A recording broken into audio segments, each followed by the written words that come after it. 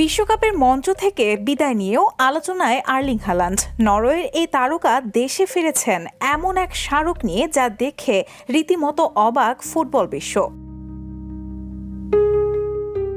ইংল্যান্ডের কাছে কোয়ার্টার ফাইনালে হেরে বিশ্বকাপ অভিযান শেষ হওয়ার পর ওসলোতে ফেরেন হালান্ড। তবে তার হাতে ছিল না কোনো চ্যাম্পিয়নশিপ কাপ, বরং ছিল একটি অদ্ভুত স্মারক, ট্যাক্সিডার্মি করা একটি র্যাকুন, যার সঙ্গে ছিল একটি খালি হুইস্কির বোতল।